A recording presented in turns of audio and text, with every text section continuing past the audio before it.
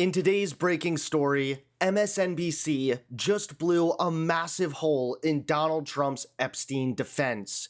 That's right, this Epstein scandal is only getting worse, and it's tearing MAGA apart. Now, recently, Trump claimed that he would release the court transcripts related to Epstein or something, but this was also quickly called out. So Pam Bondi just announced that she's going to release the grand jury testimony from the Epstein files at Donald Trump's direction.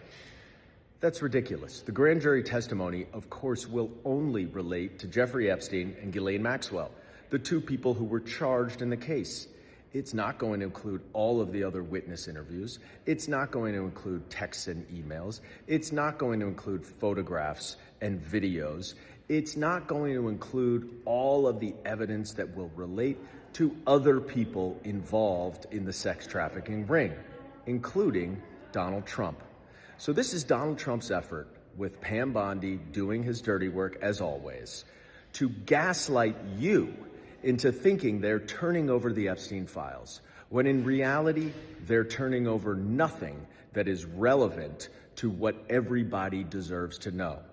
If they want true transparency, as they say, they need to turn over everything, not just grand jury testimony. It's getting so bad that now even former victims of Jeffrey Epstein are speaking out and calling on the files to be released. You have joined the call for the Epstein files to be released. Where I stand with all of this is in, utter solidarity with survivors of this entire nightmare that's just been ongoing for decades, with these people that have gotten away with so much for so long, whether it was a failure of the system back in the 90s, whether failure of the system again in the early 2000s. There are so many women, and at the time even, children, that have been harmed by these people.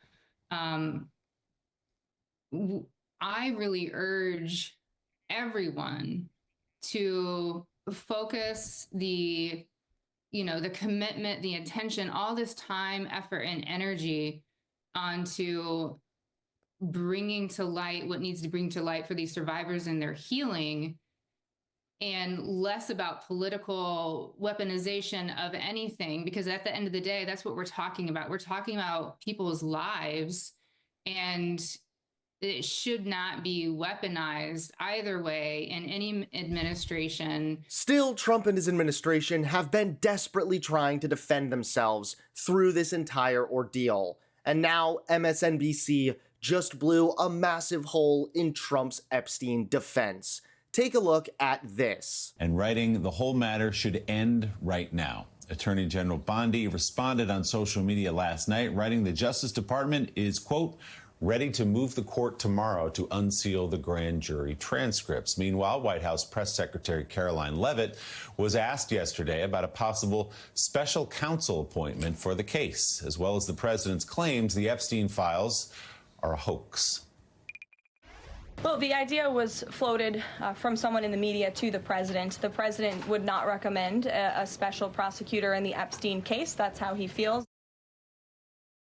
There's been a lot of discussion about the Epstein files and the president's comments yesterday calling it a hoax. Can you clarify which part of the Epstein hoax is the hoax part? The president is referring to the fact that Democrats have now seized on this, as if they ever wanted transparency when it comes to Jeffrey Epstein, which is an asinine suggestion for any Democrat to make. The Democrats had control of this building, the White House, for 4 years, and they didn't do a dang thing when it came to transparency in regards to Jeffrey Epstein. Again, spinning wildly, trying to blame Democrats for Jeffrey Epstein. Those comments come despite some of the president's most prominent supporters backing the idea of appointing a special counsel, including Steve Bannon, Laura Loomer, and Republican Congresswoman Lauren Boebert of Colorado.